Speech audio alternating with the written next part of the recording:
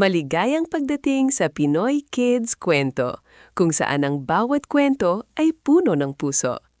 Ngayong araw, makinig tayo sa isang banayad na kwento ungkol sa pasasalamat, saya, at sa magandang nilikha ng Diyos. Ito ang kwento na pinamagatang, Bakit Ngumingiti ang Araw sa Pilipinas? Tuwing umaga, bago pa tumilaok ang mga manok, bago pa gumalaw ang mga bangka sa dagat, sumisilip ang araw sa Pilipinas at nakangiti ng buong buo. Bakit parang mas maliwanag ka rito? Mahinang tanong ng mga ulap. Mas mainit ang iyong liwanag. Parang may saya sa iyong gawain. Sandaling huminto ang araw sa pagsikat. Ang liwanag ay naging mas banayad. Well, sabi nito nang may munting tawa, may dahilan. Lumapit kayo.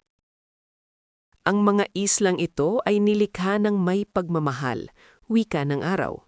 Mga bundok, dagat, at puno ng niyog. God placed beauty everywhere. Kuminang ang mag-aalon sa dagat, asul at kumikislap. Bawat galaw ay parang nagsasabing, "Salamat po Lord sa panibagong araw." Sa mga tahanang malapit sa bukid at kalsada, nagising ang mga bata. Nag-unat, ngumiti, habang pumapasok ang liwanag ng umaga. Mga paa sa malamig na sahig, may halakhak sa hangin. Hindi kailangan ng marami, dahil sapat na ang pagmamahal. Nakikita ko ang pasasalamat dito, mahinang sabi ng araw, sa maliliit at malalaking bagay. A thankful heart shines brighter than anything. Pinainit ng araw ang palay at mais. Sabay-sabay ang mga kamay sa trabaho. Pagod at ngiti ay magkasama. Pananampalataya sa bawat hakbang. Umusok ang niluluto sa kusina. Handa ang almusal. Isang mahinang dasal ang bumulong. Salamat po Lord sa aming pagkain. May kampanilyang tumunog sa daan. Makukulay ang paligid. Parang pati ang kalsada ay masaya sa ginintuang liwanag. Mas maliwanag ako rito, amin ang araw, dahil ang saya ay ipinapasa. Kapag ibinahagi, lalo itong lumalago. Isang tawa ang sumabay sa hangin. May sumagot na isa pa. At biglang, ang umaga ay puno ng saya. Walang kulang, walang sobra. Dahan-dahang lumutang ang mga ulap puti at malambot. Ngayon naiintindihan na namin bulong nila kung bakit mas maliwanag ka rito.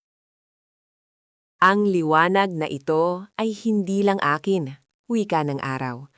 Ito ay regalo ng Diyos, paalala na ang kanyang pagmamahal ay nasa lahat. Habang umiinit ang tanghali, nanatiling banayad ang araw. Sumasayaw ang lilim sa ilalim ng puno ng mangga. May pahinga, may ginhawa. Nagbahagi ng pagkain, nagkwentuhan. Maliit man ang bagay, malaki ang saya kapag may malasakit. Hanggat may pusong mapagpasalamat, pangako ng araw, ako'y sisikat araw-araw na may dagdag na init para ipagdiwang ang pagmamahal ng Diyos. Umugoy ang mga duyan, humuni ang hangin, tahimik ang mga isla. Kahit ang katahimikan, may dalang saya. Habang nagiging kulay rosas ang langit, ang araw ay nagpahinga. Ngumiti ito sa lupaing minamahal, bago tuluyang lumubog. Tandaan ninyo, bulong ng liwanag, ang saya ay lumalago kapag ibinabahagi.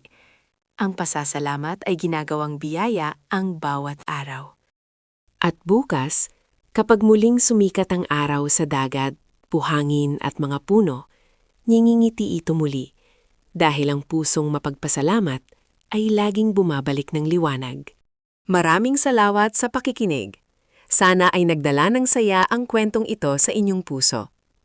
Kung nagustuhan ninyo ang ating kwento, huwag kalimutang mag-like at mag-subscribe para sa mas marami pang Pinoy Kids Kwento. Hanggang sa muli! Magandang gabi at ingat palagi!